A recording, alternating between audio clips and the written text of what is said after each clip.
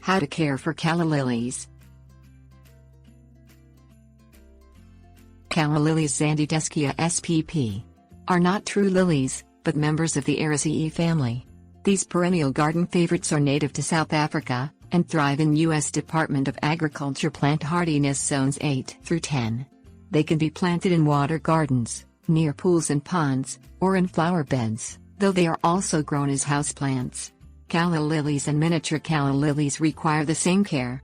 All parts of calla lilies produce a toxin called oxalic acid that causes swelling and burning in the mouth and throat if ingested. Closely monitor children and pets around these plants. Fertilizer, sunlight, and water. Calla lilies do well with an application of controlled release fertilizer such as 14-14-14 once every 3 months, or once during the growing season for plants grown as annuals. Begin fertilizing the soil after planting the rhizomes. Apply 1/4 cup per 10 square feet of soil surface for bedding plants, or 2 teaspoons for a 1-gallon potted plant. Work the fertilizer into the top half to 1 inch of soil, then water. These plants love water, so make sure the soil stays moist. Provide your calla lilies with about 1 inch of water each week.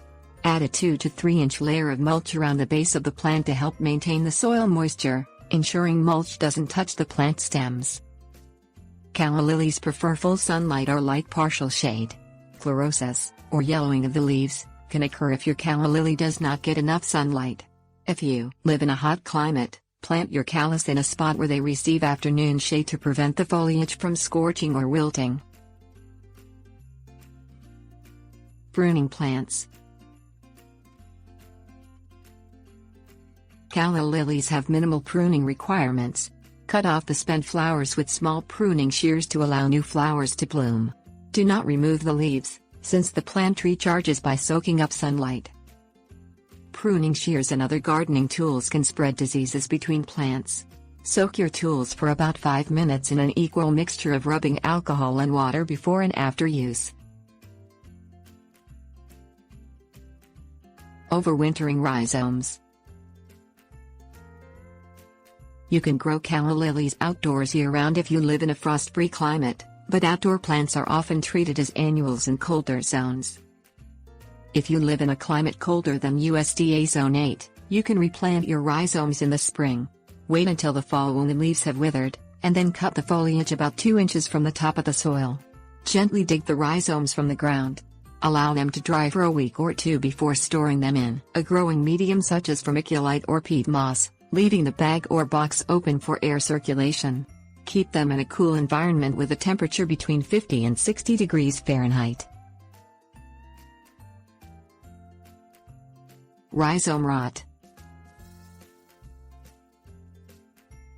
Calla lilies are susceptible to rhizome rot. The Pectobacterium keratovorm bacterium enters calla lilies through injuries on the rhizomes. The symptoms of infection usually appear on the rhizome or on the base of the leaves. A soft, brownish rot develops at the surface of the soil, and the leaves turn dark green before yellowing and dying. Check the rhizomes thoroughly for signs of infection before planting. Do not plant rhizomes that appear to be unhealthy. Japanese beetles. Japanese beetles are slightly over ½ inch long, with shiny, metallic green oval-shaped bodies. They devour the leaves, stems and blossoms of calla lilies. Japanese beetles are attracted to other Japanese beetles.